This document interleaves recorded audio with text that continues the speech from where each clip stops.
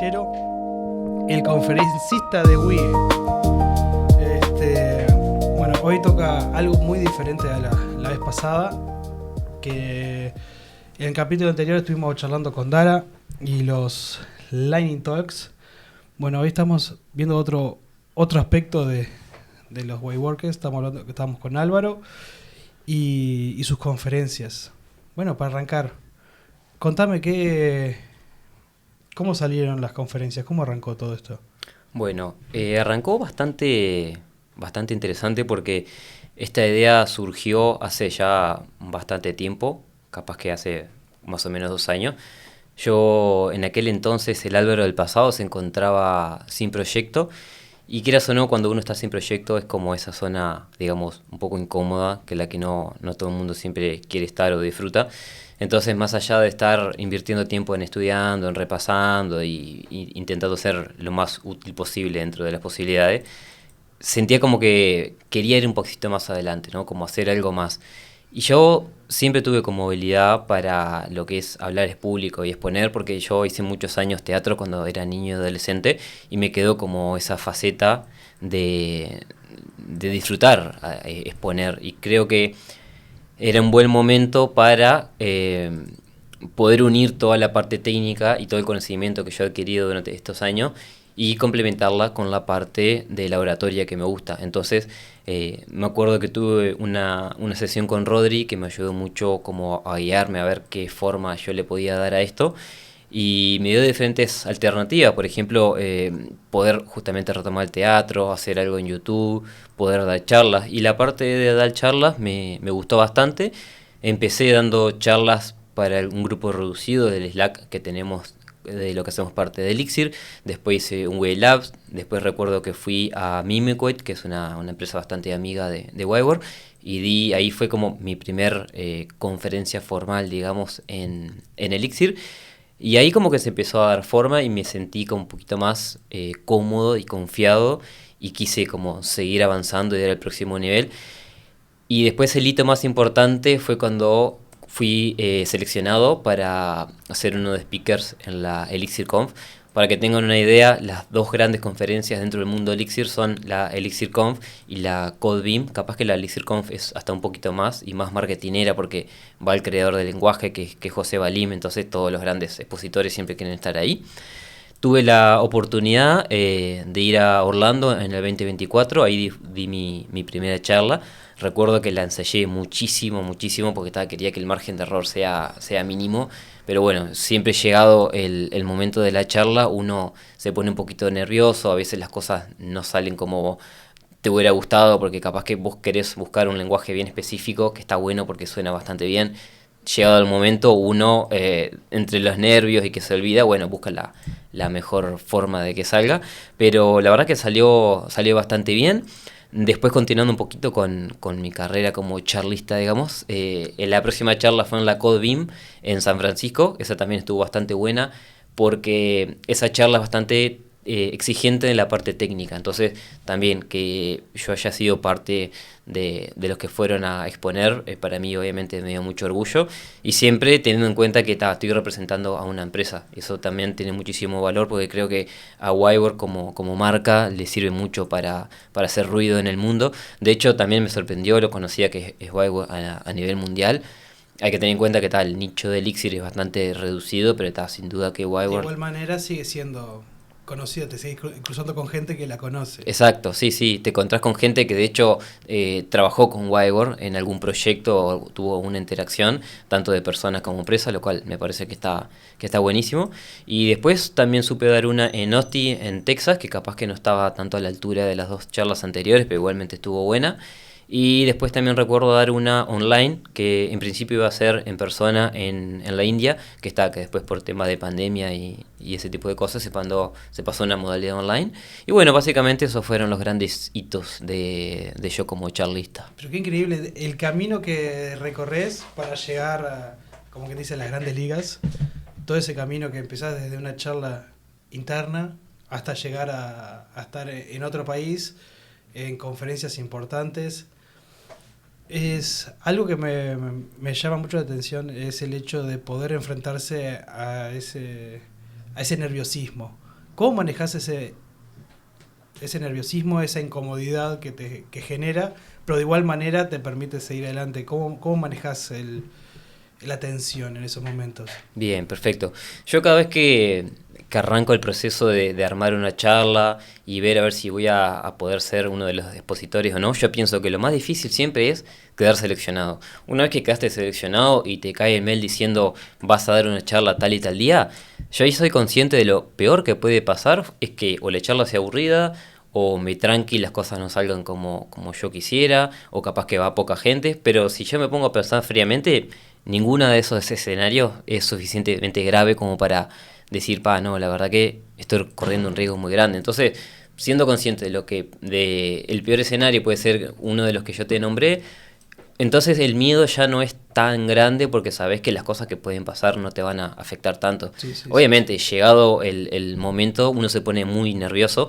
Yo recuerdo, por ejemplo, en San Francisco, cuando fui a la CodeBeam, uno de mis grandes miedos era que el adaptador no me ande para yo poder compartir la pantalla. Yo dije, si me pasa eso, estoy frito. ¿Está? Buenísimo. Yo llegué mi adaptador como un backup, por si el que te daban en ese momento no andaba, perfecto. Pruebe con el mío, no andaba. Pruebe con el que ellos me andaban, no andaba. Pruebe con otro que había ahí en la vuelta, no andaba. Y volvimos a hacer la misma ronda y en un momento me dice el muchacho, y bueno, pero si no te anda, ¿querés que te preste mi computadora? Yo le dije, no, porque yo tengo todo el código acá, tengo la presentación, o sea, la puedo llegar a hacer, pero no, ya no sería la misma. Y claro, eso te generó mucho nervio y por allá volvimos a probar y anduvo. Y claro, uno arranca un poco perturbado por ese momento de estrés, entonces los primeros minutos de la charla se nota que yo estoy un poco tensionado, pero después uno arranca a fluir y la charla se hace bastante más llevadera y amena. También lo que tiene, por lo menos a mí me pasa, que uno no se puede expresar tan bien y de forma tan granular como si fuera en su lenguaje propio. Capaz que si la charla fuera en español, la puedes hacer más extendida, puedes usar el lenguaje más rico, hasta te puedes poner un poco picante y hacer algún chiste, ¿viste? Sí. Pero bueno, en inglés obviamente no es tan fácil eso. También hay que entender un poco la idiosincrasia de los yankees, porque capaz que un chiste que para vos está bueno y suena bien en tu cabeza, lo tirás y te dicen, ¿de qué estás hablando, pibe? Entonces hay que buscar ese punto medio. Qué maravilla, la verdad a mí yo soy de las típicas personas que si se está en esa posición probablemente queda en blanco, queda ahí, me tienen que sacar ahí entre dos tipos porque quede duro. Pero que es algo poder enfrentarse a las situaciones, seguir adelante. Son muchos desafíos al mismo tiempo. Es un desafío técnico, es un desafío a nivel de personalidad, y para el cuerpo en otro idioma que le agrega aún más desafío, le agrega más dificultad al proceso que estás haciendo. No, la verdad que es fantástico. Ahí me nombrás uno de los puntos, que es presentarte para que te acepten en la charla. ¿Cómo pensás vos un tema para una charla y decís, esto puede ser algo interesante para charlar? Por ejemplo, esto va a ser un tema que a mucha gente le va a interesar y que va a agregar valor. Bien. En general, las veces que yo he creado charlas, yo siempre lo que pienso, hago un poco de retrospectiva y digo, bueno, ¿con qué grandes problemas me he enfrentado últimamente que me llevaron a salir de la zona de confort, que tuve que leer mucho material, que tuve que, por ejemplo, pedir ayuda a muchas personas, buscar en foro? Creo que ese tipo de problemas son buenos candidatos a una charla, porque quiere decir que pasaste por algo que era realmente un desafío, y si vos compartís esa solución y todo ese proceso, probablemente puedas ayudar a alguien más, y creo que eso lo hace bastante seductor a la hora de vos enviar una charla. Eso tiene que pasar por un comité, y si ellos entienden que el problema que vos pasaste y la forma en que vos lo resolviste está bueno y puede llegar a tener un impacto en este ecosistema de Elixir, creo que es una buena candidata. Algo que a mí me pasa mucho, y es que vos estás compitiendo con los expositores más grandes a nivel mundial dentro de lo que es Elixir. Tenés a José Balín, que es el creador del lenguaje, tenés a Chris McCord, que es el creador del framework web, después tenés otras personas que ellos no envían charlas, sino que los buscan a ellos, porque obviamente son creadores de libros, creadores de librerías, grandes dueños de empresas. Entonces no es fácil tener que competir contra esos tigres que, claro, ya hace muchos años que están en las grandes ligas. Pero una vez que uno queda seleccionado a dar una charla, te das cuenta que realmente está al alcance de cualquiera y que no son como figuras mágicas que uno se imagina que solo el que es speaker en una charla internacional es porque es superdotado. En verdad, vos si vas con un buen tema, que esté bueno, que esté interesante y bien preparado, tenés grandes chances de estar ahí. De hecho, yo he ido a conferencias donde había charlas que la verdad que eran bastante triviales y sencillas, y sin embargo, por la forma que la presentaron, hicieron que sea atractiva para el comité que te va a aprobar esa charla. Qué maravilla. Son muchas cosas que vas sumando. Enfrentarte a nerviosismo, enfrentarte a problemas y poder resolverlos. Encontrar valor de en lo que estás haciendo que le puede interesar a otros. Y ahí me surgen dos cosas. Que la primera es, ¿qué importancia le ves vos al compartir información? Ya que, ¿cómo se nutren las otras personas? ¿Cómo lo ves a decir, yo comparto información y la otra persona se nutre de eso? ¿Lo ves como algo valioso, algo importante, algo que tengo que hacer todos los días? Sí, totalmente. Yo considero que cada vez que nosotros aprendemos algo nuevo, ya sea trivial o complejo, es sumamente importante compartirlo. Por varias cosas. Primero que nada, porque yo soy un fiel creyente que la información tiene que ser compartida.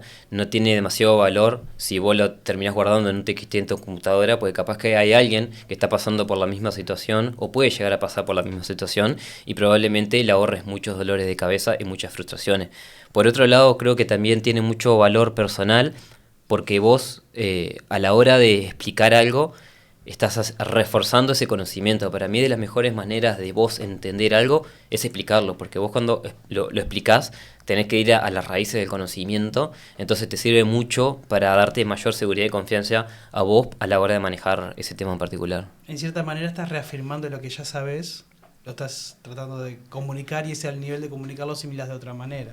Exacto. Yo tenía una maestra en la escuela que me decía que si vos no sabés explicar un concepto, entonces no lo entendés. Así que no hay dudas que si vos lo puedes entender y si vos lo puedes explicar de una manera clara es porque realmente tenés manejo de ese tema. Qué gran valor el hecho de poder compartir. Estás instruyendo a otros y te estás instruyendo a vos mismo, y en cierta manera es como un círculo vicioso que cada vez crece más. Cuanto más compartís, más aprendés y sos un profesional tal vez más capaz y con una habilidad que es difícil, que es el poder de comunicar. Que a veces uno puede saber mucho, pero el no saber comunicar es muy complejo. Exacto, sí, yo creo que una de las grandes habilidades de ser buen comunicador es tener la capacidad de explicar temas complejos de una manera sencilla. Yo creo que alguien que realmente sepa comunicarse es cuando vos podés explicarle algo que es sumamente difícil y tiene muchas partes a alguien que capaz que ni siquiera es técnico. Si vos pudiste romper esa barrera es porque realmente sos buen comunicador.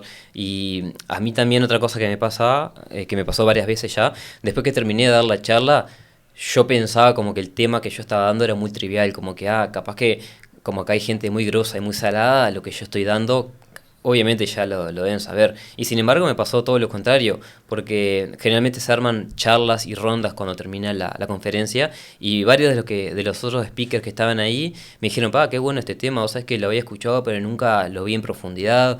Entonces creo que está buenísimo, porque yo siempre que expongo un tema voy con una parte teórica, cómo funciona en general, cómo funciona en Elixir, después casos prácticos y correr código. Entonces tenemos como todo el flujo completo para entender bien el tema.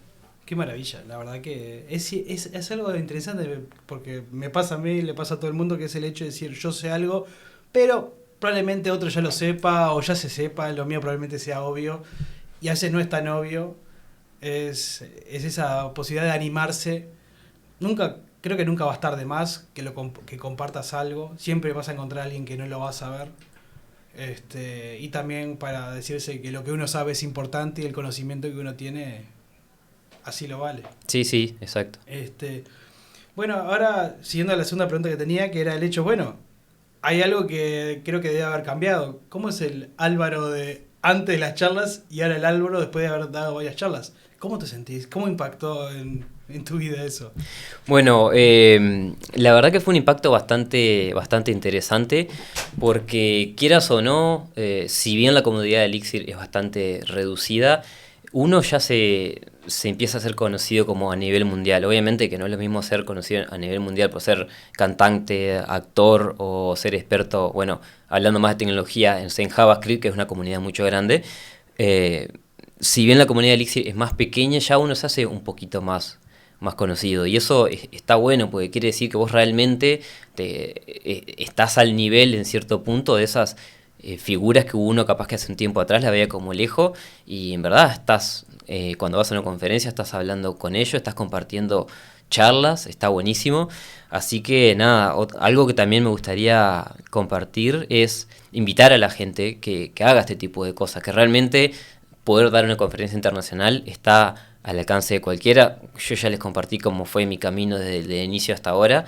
Entonces nada, invitarlos a que se animen, que lo que uno gana es realmente es invalorable.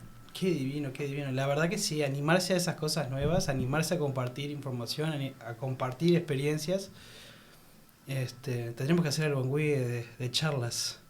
Sin duda. Un workshop de charlas con Alvarito y después hacer varias charlas a ver qué sale. Charlemos con el charlador. Qué tremendo. Bueno, sabiendo que sos un exponente de Elixir, contame un poco más de Elixir, del lenguaje, Ajá. de las cosas que se hacen, de sus ventajas. Contame un poco más de Elixir. Dale, perfecto. Así a resumidas cuentas, Elixir es un lenguaje de programación que se creó allá por el 2012 más o menos por José Valim. José Valim es un muchacho que es brasilero, pero después se fue a vivir a Polonia. En aquel entonces José Valim estaba muy metido en el core team de Rails, estaba haciendo diferentes tipos de desarrollos. José Valim y sus compañeros notaron que si bien Rails era muy potente para otras cosas, tenía algunos puntos débiles. Por ejemplo, tenía muchas dificultades a la hora de desarrollar sistemas distribuidos. Entonces intentaron explotar al máximo el lenguaje, pero ya vieron que eso era como una especie de un blocker, digamos, no podían continuar por ese lado. Por otro lado, José Valim detectó que había un lenguaje que se llamaba Erlang, que fue creado en el año 1986 por la compañía Ericsson, que se dedicaba a la telefonía móvil, en el cual él se dio cuenta que Erlang ya solucionaba esos problemas de computación distribuida por la propia naturaleza que tenía la máquina virtual de Erlang. Había un pequeño problema, que la sintaxis de Erlang, como todo el lenguaje de la época del 80, no era muy amigable. Entonces, ¿qué fue lo que hizo José Valim? Creó Elixir, que lo que hace es crear una sintaxis más amigable, pero los programas se ejecutan sobre la máquina virtual de Erlang. Entonces tenés la mejor de los dos mundos. Tenés una sintaxis bastante amigable, pero por otro lado tenés una máquina virtual súper potente que está probada de hace más de 30 años. Y de hecho, los invito a reflexionar si será potente, que justamente Erlang soluciona problemas de computación distribuida de Ericsson, lo cual implica que la gente se pueda comunicar mediante telefonía móvil. Imagínate que los sistemas de tiempo real que utiliza, por ejemplo, los celulares, es muy importante, porque es inaceptable que vos tengas una llamada y durante 3 segundos se corte. Eso tiene que estar corriendo todo el tiempo. Entonces, justamente, Erlang resuelve eso muy bien. Y ahí fue como se crea Elixir. Qué maravilla, la verdad, me encantó. ¿Y cómo motivarías a alguien a que se sume a Elixir y decir, vení a nuestro mundo, tomate el tiempo de aprender, lee las cosas?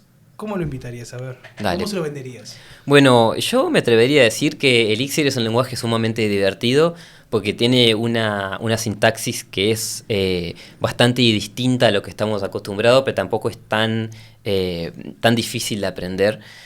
Algo bueno que tiene Elixir es que es un lenguaje funcional, o sea, usa el paradigma funcional.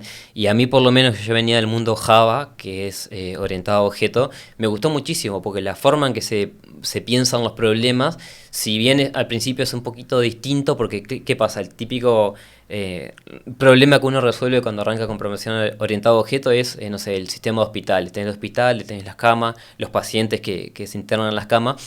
Después, cuando uno pasa al lenguaje funcional, el tipo de problema que uno resuelve es otro. Son funciones que reciben parámetros y funciones que resuelven resultados.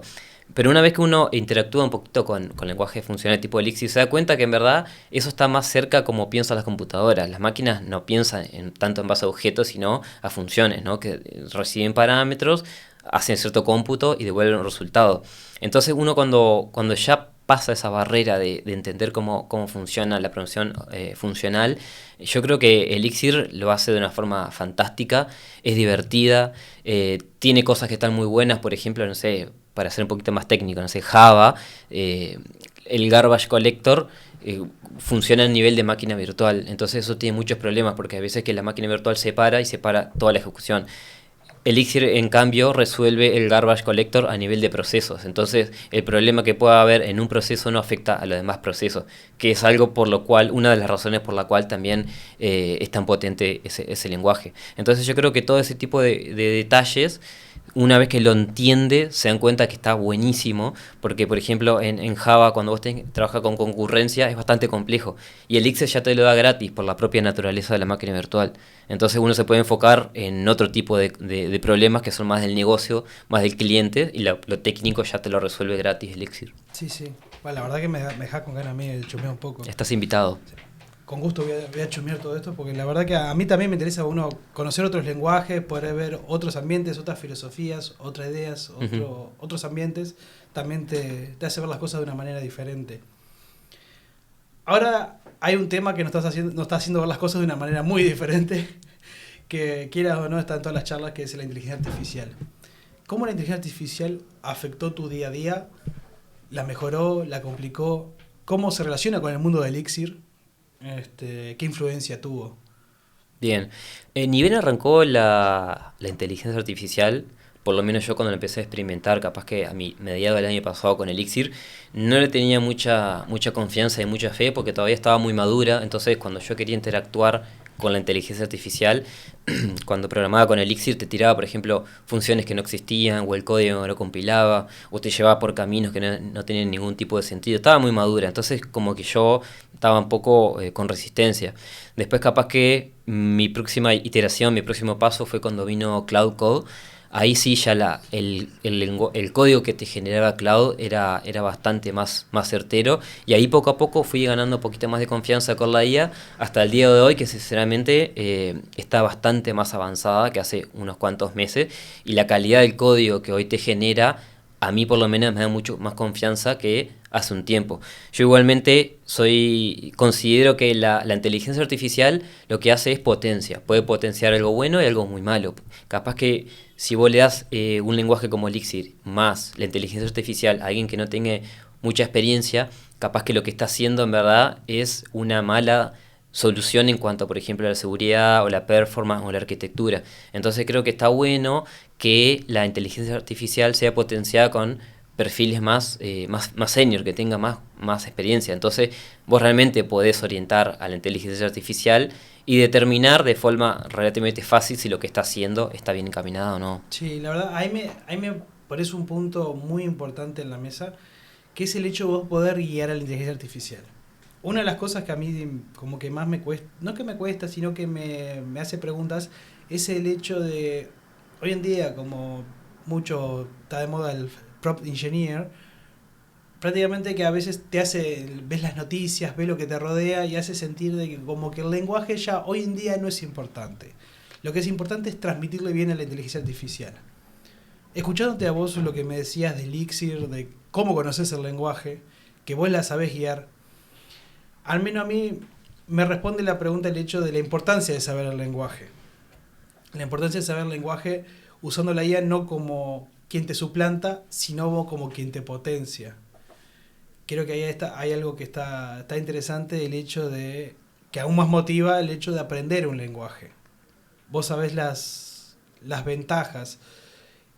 ¿Vos cómo motivarías a alguien que recién arranca a programar, que aprenda el lenguaje, que aprenda ese nivel de conocimiento y que a la vez trabaje junto con la IA, que no la IA trabaje por ella? ¿Cómo lo harías? Bien, está bastante interesante la pregunta. Yo creo que hoy por hoy, si tuviera que aconsejar a alguien, o mismo si yo quisiera arrancar un lenguaje nuevo, yo creo que siempre la fuente de la verdad van a ser los libros. O sea, no tiene por qué ser un libro físico, puede ser un PDF o mismo la documentación oficial. Yo creo que ninguna IA va a reemplazar ningún tipo de libro, porque, o sea, la fuente de la verdad son los libros y la documentación, no va a haber información más certera que eso.